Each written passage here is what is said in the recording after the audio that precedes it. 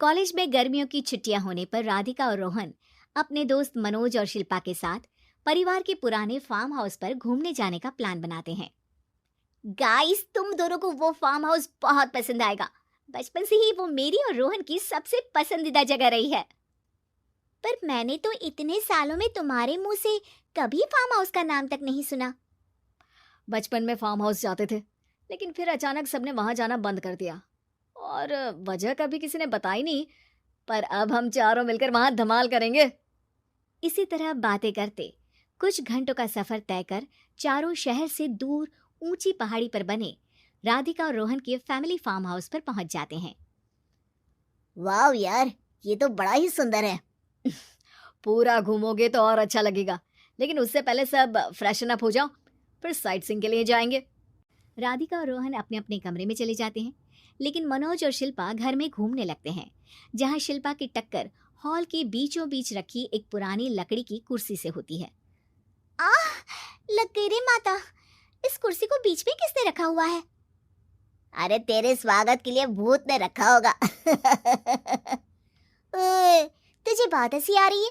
जब खुद टकराएगा तो पता चलेगा। हाँ हाँ ठीक है, पर अभी तो इसे साइड में रख दे। शिल्पा कुर्सी को एक कोने में रख देती है और वो दोनों भी अपने कमरे में चले जाते हैं, जिसकी थोड़ी देर बाद चारों बाहर घूमने निकल जाते हैं। इसी तरह रात हो जाती है। फार्म हाउस में वापस आकर वे लोग सीधा सोने चले जाते हैं। आधी रात को मनोज की नींद खुलती है। बड़ी तेज प्यास लगी है, पानी साथ लेकर सोना चाहिए था। अब रसोई तक जाना पड़ेगा। मनोज आंखें मलते हुए कमरे से हॉल में आता है और अचानक रास्ते में रखी कुर्सी से टकराकर जमीन पर गिर जाता है।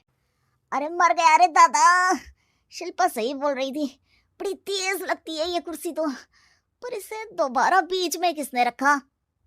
मनोज एक बार फिर उस लकड़ी की कुर्सी को कोने में रख पानी पीकर कमरे में चला जाता है।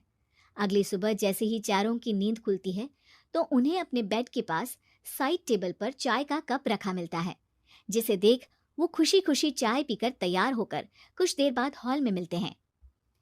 थैंक यू यार राधिका, मुझे नहीं पता था कि तू इतनी अच्छी चाय बनाती है। वैसे मुझे उस बेड टी की बहुत जरूरत थी। ये और चाय, अरे इसे तो पानी तक उबालना नहीं आता। मतलब तूने हमारे लिए चाय बनाई क्या दोस्त? अरे चल पागल है क्या, इतना भी प्यार नहीं है मुझे कि तुम्हारे लिए बेड टी बनाऊं। चाय पर ये चर्चा करते हुए मनोज जैसे ही पीछे मुड़ता है तो एक बार फिर लकड़ी की पुरानी कुर्सी से टकराकर उस पर गिर जाता है। हाय रब्बा, अरे चाय छोड़ो, पहले ये बताओ कि इसे बार बार बीच में कौन रखता है? कल रात ही मैंने इसे साइड किया था। तुम पहले ये बताओ कि चाय किसने बनाई थी? सबकी बातों को कुछ देर ध्यान से सुनने के बाद राधिका हैरानी से कुर्सी की तरफ देखने लगती है। भूत दीदी। राधिका की बात सुन आपस में झगड़ रहे सारे दोस्त शांत हो जाते हैं। क्या बोला अभी तूने? अरे पर अब वो यहाँ कैसे हो सकती हैं? क्यों नहीं हो सकती? हमने यहाँ आना छोड़ा था, पर उन्होंने तो घर नहीं छोड़ा ना। और याद करो, ऐसे बेड के पास कप रखना और कुर्सी को कमरे के बीच में रखना, ये सब वही तो करती थी। ये तुम दोनों किसकी बात कर रहे हो? अरे जो भी हो, कुछ अच्छा तो बिल्कुल नहीं लगता। अब देखो, डरने की कोई जरूरत नहीं है।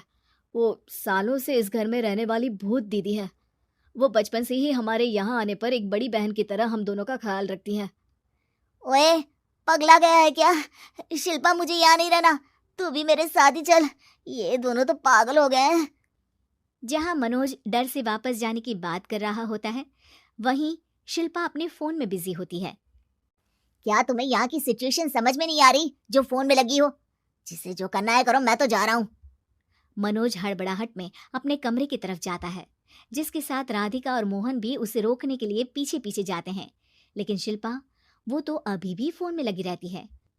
कुछ देर बाद जब वो तीनों दोबारा हॉल में वापस आते हैं तो शिल्पा को सबके पैक्ड बैग्स के साथ देखकर हैरान रह जाते हैं।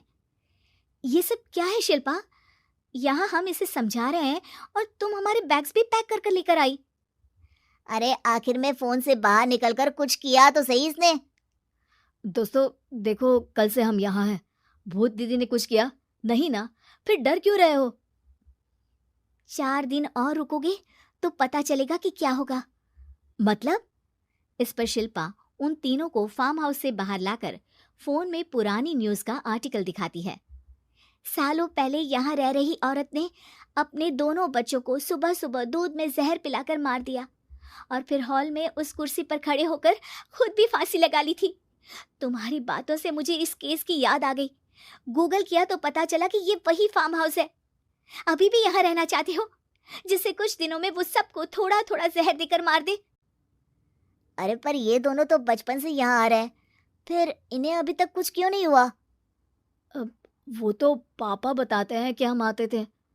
हाँ, और मुझे भी एक बार का ही याद है। वाह, और कहानियां तो ऐसे सुना रहे थे जैसे सदियों से यहीं रहते हो। तीनों ये बात कर ही रहे होते हैं कि अचानक फार्म हाउस में से एक आवाज सुनाई देती है। मैं यहाँ किसी को जिंदा नहीं रहने दूंगी, किसी को नहीं। बस ये सुनने की देर ही होती है कि चारों डर से कांपते हुए तुरंत कार में बैठकर वहां से भाग जाते हैं।